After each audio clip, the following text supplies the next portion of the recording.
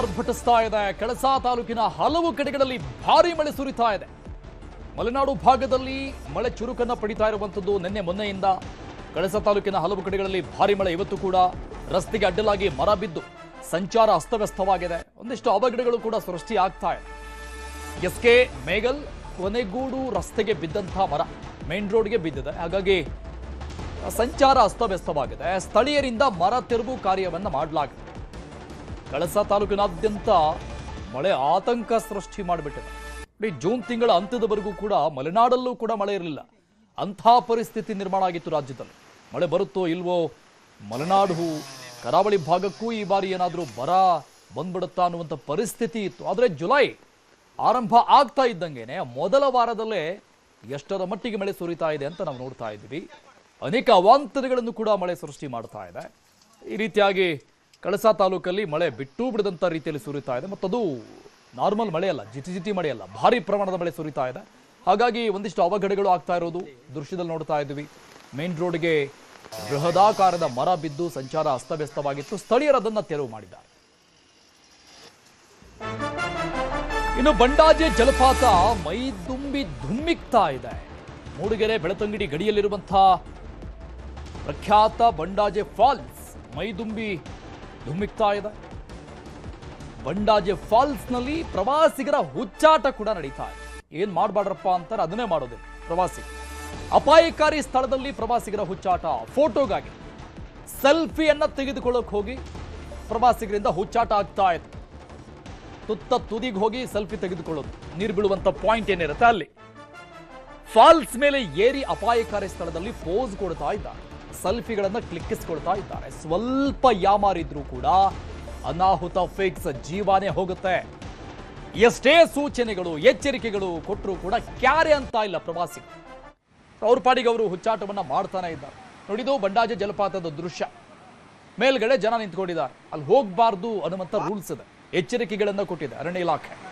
ಮತ್ತು ಇಷ್ಟೆಲ್ಲ ಎಚ್ಚರಿಕೆಗಳು ಸೂಚನೆಗಳಿದ್ರೂ ಕೂಡ ಕ್ಯಾರೆ ಇಲ್ಲ. ಮೇಲ್ಗಡೆ ಹೋಗಿ ಫೋಟೋಗಳನ್ನ ಸೆಲ್ಫಿಗಳನ್ನ ಕ್ಲಿಕ್ಕಿಸ್ಕೊಳ್ಳೋದು. ಪ್ರತಿ ಬಾರಿ ಮುಂಗಾರು ಮಳೆ ಆಗ್ತಾ ಇದ್ದಾಗೆಲ್ಲ, ಅದು ಕೂಡ ಈಗ ಟ್ರಾವೆಲಿಂಗ್ ಸೀಸನ್ ಆಗಿರೋದ್ರಿಂದ ಪ್ರತಿ ಬಾರಿ ಅನೇಕ ಅವಘಡಗಳನ್ನು ನಾವು ನೋಡ್ತಾನೆ ಇರ್ತೀವಿ. ಸೆಲ್ಫಿ ತೆಗೆದುಕೊಳ್ಳೋಕೆ ಹೋಗಿ ಹೇಗೆ ಪ್ರಾಣ ಕಳೆದುಕೊಳ್ತಾರೆ ಅಂತ. ಇಷ್ಟೆಲ್ಲ ನಿದರ್ಶನಗಳು ನಮ್ಮ ಕಣ್ಮುಂದೆ ಇದ್ರೂ ಕೂಡ ಪ್ರವಾಸಿಗರು ಮಾತ್ರ ಅವರು ಹುಚ್ಚಾಟ ಅವ್ರು ಬಿಡೋದಿಲ್ಲ.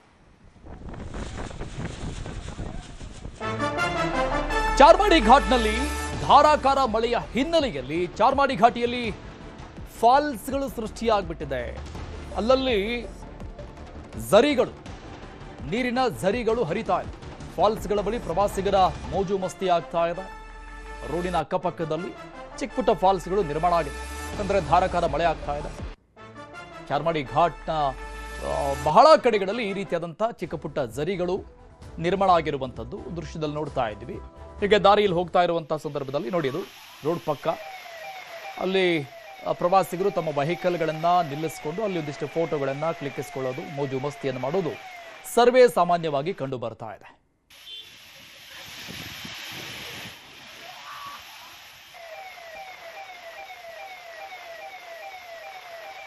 ಅಲ್ಲಿನ ಪ್ರತ್ಯಕ್ಷ ವರದಿ ಕೊಟ್ಟಿದ್ದಾರೆ ನಮ್ಮ ಪ್ರತಿನಿಧಿ ಯೋಗೀಶ್. ನೋಡೋಣ.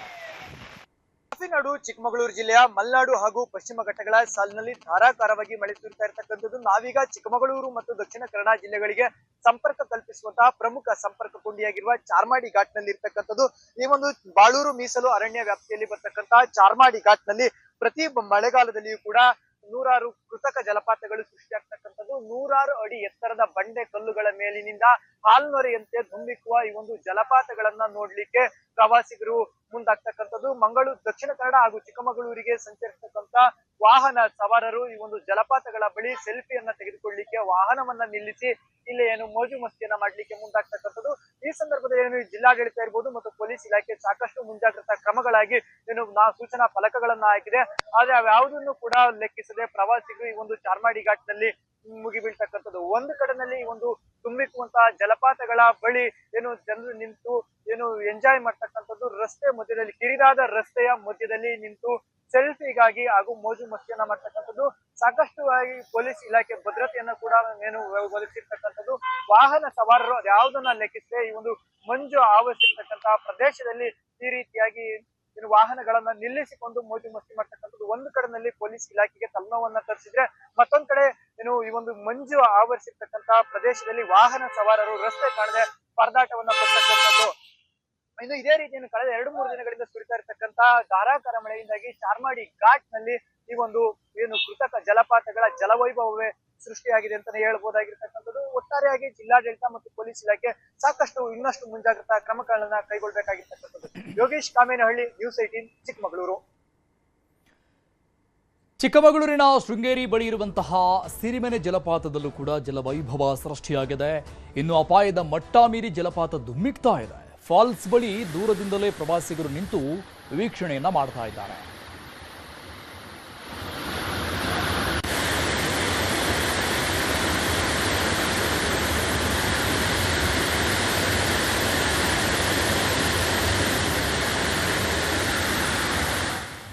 ಸಿರಿಮೆನೆ ಜಲಪಾತದ ದೃಶ್ಯವನ್ನು ನೋಡ್ತಾ ಇದ್ದೀವಿ. ಶೃಂಗೇರಿಯಲ್ಲಿರುವಂತಹ ಅತ್ಯದ್ಭುತವಾದಂತಹ ಜಲಪಾತ ಇಲ್ಲಿವರೆಗೂ ಕೂಡ ಕಳೆನೇ ಇಲ್ಲದಂತಹ ರೀತಿಯಲ್ಲಿತ್ತು. ಈಗ ಯಥೇಚ್ಛವಾಗಿ ಮಳೆ ಸುರಿತಾ ಇರುವಂತಹ ಹಿನ್ನೆಲೆಯಲ್ಲಿ ಹಾಲ್ನೊರೆಯಂತೆ ಧುಮ್ಮಿಕ್ತಾ ಇದೆ ಸಿರಿಮೆನೆ ಜಲಪಾತ. ಇನ್ನು ಮಲೆನಾಡು ಭಾಗದಲ್ಲಿ ಮುಂಗಾರು ಚುರುಕಾಗಿದೆ. ಪಡೆದುಕೊಂಡ ಹಿನ್ನೆಲೆಯಲ್ಲಿ ಜಲಾಶಯಕ್ಕೆ ಅಪಾರ ಪ್ರಮಾಣದ ನೀರು ಹರಿದು ಬರ್ತಾ ಇದೆ. ಲಿಂಗನಮಕ್ಕಿ ಭದ್ರಾ ಜಲಾಶಯಕ್ಕೆ ಅಪಾರ ಪ್ರಮಾಣದ ನೀರು ಹರಿದು ಬರ್ತಿದೆ. ಇತ್ತ ಭದ್ರಾ ಡ್ಯಾಂ ಬಳಿಯಿಂದ ನಮ್ಮ ಪ್ರತಿನಿಧಿ ಗ್ರೌಂಡ್ ರಿಪೋರ್ಟ್ ಕೊಟ್ಟಿದ್ದಾರೆ, ನೋಡೋಣ. ರಾಜ್ಯದಲ್ಲಿ ಮುಂಗಾರು ಮಳೆ ಚುರುಕುಗೊಂಡಿದೆ. ಈ ಹಿನ್ನೆಲೆಯಲ್ಲಿ ಶಿವಮೊಗ್ಗದಲ್ಲೂ ಕೂಡ ಮಳೆಯ ಅಬ್ಬರ ಹೆಚ್ಚಾಗಿದೆ. ಅದರಲ್ಲೂ ಕೂಡ ಪುನರುಸು ಮಳೆ ಏನಿದೆ, ಆ ಮಳೆಯ ಅಬ್ಬರಕ್ಕೆ ಶಿವಮೊಗ್ಗದಲ್ಲಿ ಒಂದು ರೀತಿಯಲ್ಲಿ ಸಂತಸದ ಜೊತೆಗೆ ಒಂದಿಷ್ಟು ಆತಂಕ ಕೂಡ ಹೆಚ್ಚು ಮಾಡಿದೆ ಅಂತ ಹೇಳ್ಬೋದು. ನಾವೀಗ ಶಿವಮೊಗ್ಗದ ಗಾಜನೂರು ಡ್ಯಾಮ್ನ ಬಳಿ ಇದ್ದೀವಿ. ತುಂಗಾ ನದಿಗೆ ಇರುವಂತ ಗಾಜನೂರು ಡ್ಯಾಮ್ ಹತ್ರ ಇದ್ದೀವಿ. ನೀವು ನೋಡ್ತಾ ಇರಬಹುದು ದೃಶ್ಯವನ್ನ. ಶಿವಮೊಗ್ಗದ ಗಾಜನೂರು ಡ್ಯಾಮ್ನಲ್ಲಿ ಈಗಾಗಲೇ ತುಂಬುವ ಹಂತಕ್ಕೆ ಬಂದಿದೆ. ಇದು 3.2 TMC ಇರುವಂತಹ ಡ್ಯಾಮ್ ಆಗಿದೆ. ರಾಜ್ಯದಲ್ಲಿ ಪ್ರಥಮ ಬಾರಿಗೆ ತುಂಬಿರುವಂತಹ ಡ್ಯಾಮ್ ಆಗಿದೆ. ಈ ಡ್ಯಾಮಿಗೆ ಈಗ ಒಳಹರಿವು ಕೂಡ ಹೆಚ್ಚಾಗಿದೆ. ಶೃಂಗೇರಿ ಹಾಗೂ ಚಿಕ್ಕಮಗಳೂರು ಜೊತೆಗೆ ತೀರ್ಥಹಳ್ಳಿ ಭಾಗದಲ್ಲಿ ಅತಿ ಹೆಚ್ಚು ಮಳೆ ಆಗ್ತಾ ಇರೋದ್ರಿಂದ ಈ ತುಂಗಾ ನದಿಗೆ ಒಳಹರಿವು ಕೂಡ ಹೆಚ್ಚಾಗ್ತಾ ಇದೆ. ಇಲ್ಲಿಯ ಈ ನದಿ ಪಾತ್ರದ ರೈತರಿಗೂ ಕೂಡ ಒಂದು ರೀತಿಯಲ್ಲಿ ಸಂತಸ ವ್ಯಕ್ತ ಆಗ್ತಾ ಇದೆ. ಯಾಕಂದ್ರೆ ಇದರಿಂದಾಗಿ ಈ ಬಾರಿ ಬರಗಾಲ ಬೆಳೆ ಬೆಳೆಯೋದಕ್ಕೂ ಕೂಡ ಅನುಕೂಲ ಆಗುತ್ತಾ ಅನ್ನೋ ಒಂದು ದೃಷ್ಟಿಯಲ್ಲಿದ್ರು. ಆದ್ರೆ ಈಗ ಸದ್ಯದ ಪರಿಸ್ಥಿತಿ ಪ್ರಕಾರ ನೀರು ಅತಿ ಹೆಚ್ಚು ಬರ್ತಾ ಇರೋದ್ರಿಂದ ತುಂಗಾ ಡ್ಯಾಮ್ ಏನಿದೆ, ಅಂದ್ರೆ ಗಾಜನೂರು ಡ್ಯಾಮ್ ಏನಿದೆ, ಅದು ಭರ್ತಿಯಾಗಿದೆ ಅಂತ ಹೇಳ್ಬೋದು. ಒಟ್ಟಿನಲ್ಲಿ ಶಿವಮೊಗ್ಗದ ಕುಡಿಯೋ ನೀರಿಗೆ ಆಗಿರ್ಬೋದು, ಹಾಗೆ ಸುತ್ತಮುತ್ತಲಿನ ಲಿಫ್ಟ್ ಇರಿಗೇಷನ್ಗೂ ಕೂಡ ಒಂದು ರೀತಿಯಲ್ಲಿ ಅನುಕೂಲವಾಗುತ್ತೆ. ಇಲ್ಲಿಂದನೇ ಕೂಡ ಲಿಫ್ಟ್ ಇರಿಗೇಷನ್ ಮಾಡ್ತಾ ಇದ್ರೆ ಹಲವಾರು ಕೆರೆಗಳನ್ನ ತುಂಬಿಸುವಂತ ಕಾರ್ಯಗಳು ಆಗ್ತವೆ. ಹಾಗಾಗಿ ಅದೊಂದೇ ಅಲ್ಲ, ಭದ್ರಾ ಡ್ಯಾಮ್ ಕೂಡ ಒಳಹರಿವು ಹೆಚ್ಚಾಗಿದೆ. ಭದ್ರಾ ಡ್ಯಾಮ್ ಅಲ್ಲೂ ಕೂಡ ಕೇವಲ 4,000 ಇದ್ದಂತ ಕ್ಯೂಸೆಟ್ ಈಗ 8,000ಕ್ಕೆ ಹೆಚ್ಚಳವಾಗಿದೆ. ಹಾಗಾಗಿ ಭದ್ರಾ ಡ್ಯಾಮ್ 156 ಅಡಿ ಇರುವಂತಹ ಡ್ಯಾಮ್ ಈಗ ತುಂಬುವ ಹಂತಕ್ಕೆ ಹೋಗ್ತಾ ಇದೆ ಅನ್ನೋದೊಂದು ಖುಷಿ ವಿಚಾರ. ಜೊತೆಗೆ ಲಿಂಗನಮಕ್ಕಿ ಡ್ಯಾಮ್ಗಳಲ್ಲೂ ಕೂಡ 24,000 ಕ್ಯೂಸೆಟ್ ಈಗ ನೀರು ಒಳಹರಿ ಬರ್ತಾ ಇದ್ರು. ಕೇವಲ ಲಿಂಗನಮಕ್ಕಿ ಡ್ಯಾಮ್ ಕೇವಲ 14% ಅಷ್ಟು ಮಾತ್ರ ಇತ್ತು, ಈಗ ತುಂಬುವ ಹಂತಕ್ಕೆ ಬರ್ತಾ ಇದೆ. ಹಾಗಾಗಿ ಒಂದು ರೀತಿಯಲ್ಲಿ ಜೊತೆಗೆ ಶಿವಮೊಗ್ಗದಲ್ಲಿ ಕೆಲವೊಂದು ಅವಘಡಗಳು ಕೂಡ ಆಗಿದೆ. ಮಳೆಯಿಂದಾಗಿ ಹಲವಾರು ಕಂಬಗಳು ಬಿದ್ದಿದ್ದಾವೆ. ಜೊತೆಗೆ ಮಾಸ್ತಿಕಟ್ಟೆ ಏನಿದೆ, ಕರ್ನಾಟಕದಲ್ಲಿ ಅತಿ ಹೆಚ್ಚು ಮಳೆ ಬೀಳುವ ಪ್ರದೇಶ. ಈ ಮಳೆ ರಾತ್ರಿ ಒಂದು ದಿನದಲ್ಲಿ 114 ಮಿಲಿಮೀಟರ್ ಮಳೆ ಬಿದ್ದಿದ್ರಿಂದ ರೈತರು ಕೂಡ ಸಂತೋಷವನ್ನು ವ್ಯಕ್ತಪಡಿಸಿದ್ದಾರೆ. ವಿನಯ್ ಪುರದಾಳ್, ನ್ಯೂಸ್ 18 ಶಿವಮೊಗ್ಗ. ಮಲೆನಾಡು ಭಾಗದಲ್ಲಿ ಮಳೆ ಆರ್ಭಟ ಯಾವ ರೀತಿ ಆಗಿದೆ? ಗಾಜನೂರು ಡ್ಯಾಮ್ ರಾಜ್ಯದಲ್ಲೇ ಪ್ರಪ್ರಥಮವಾಗಿ ಭರ್ತಿಯಾಗಿರುವಂಥ ಡ್ಯಾಮ್ ಅನ್ನುವಂಥ ವಿಚಾರ. ಅತಿ ಹೆಚ್ಚಿನ ಪ್ರಮಾಣದಲ್ಲಿ ಮಳೆ ಸುರಿತಾ ಇದೆ ಈ ಭಾಗದಲ್ಲಿ. ಕೇರಳದ ವೈನಾಡು ಬಳಿ ಭೂಕುಸಿತ ಆಗಿದೆ. ಕಳೆದ ಬಾರಿ ಭೂಕುಸಿತ ಆದಂತಹ ಸ್ಥಳದ ಬಳಿಗೆ ಮತ್ತೆ ಕುಸಿತ ಆಗಿರುವುದು. ಭೂಕುಸಿತದ ಸ್ಥಳದಲ್ಲಿ ಹಲವರು ಸಿಕ್ಕಿ ಹಾಕಿಕೊಂಡಿರುವಂತಹ ಶಂಕೆ ಇದೆ ಸದ್ಯಕ್ಕೆ. ಕೇರಳದ ವೈನಾಡು ದುರಂತ ಇನ್ನು ಮಾಸಿಲ್ಲ.